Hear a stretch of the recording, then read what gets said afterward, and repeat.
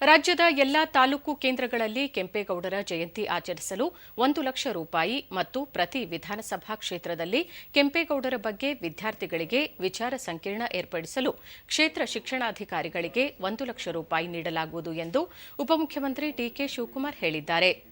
ಕೆಂಪೇಗೌಡರ ಜಯಂತಿ ಆಚರಣೆಯ ಸಂಬಂಧ ವಿಧಾನಸೌಧದಲ್ಲಿ ಏರ್ಪಡಿಸಿದ್ದ ಪೂರ್ವಭಾವಿ ಸಭೆಯ ಬಳಿಕ ಅವರು ಶಾಲಾ ಮಕ್ಕಳಿಗೆ ಕೆಂಪೇಗೌಡರ ಕುರಿತು ಚರ್ಚಾ ಸ್ಪರ್ಧೆ ಏರ್ಪಡಿಸಲಾಗುವುದು.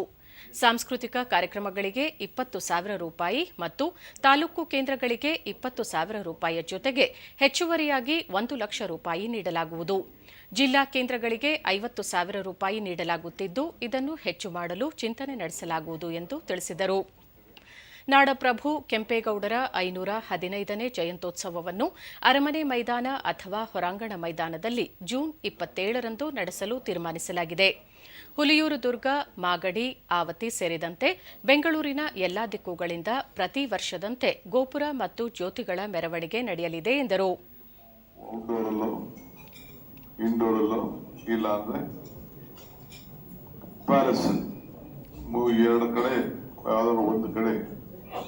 ಈ ವರ್ಷ 27ನೇ ತಾರೀಕು ಆಚರಣೆ ಮಾಡಲಿಕ್ಕೆ ತೀರ್ಮಾನವನ್ನು ಮಾಡ್ತೇವೆ.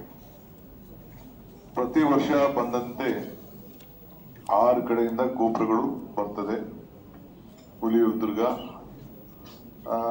ಮಾಗಡಿ ಅಲ್ಲೂ ಕೂಡ ಅವಕಾಶ ಮಾಡಿಕೊಡ್ತೀವಿ. ಜೊತೆಗೆ ಆವತಿ ಮತ್ತು ಬೆಂಗಳೂರಿನ ಎಲ್ಲ ಕಡೆಯ ಗೋಪುರಗಳಿಂದ ಜ್ಯೋತಿಗಳನ್ನ ತೆಗೆದುಕೊಂಡ ಒಂದು ಕಾರ್ಯಕ್ರಮ ಕೂಡ ನಾವು ಇಟ್ಕೊಂಡಿದ್ದೇವೆ.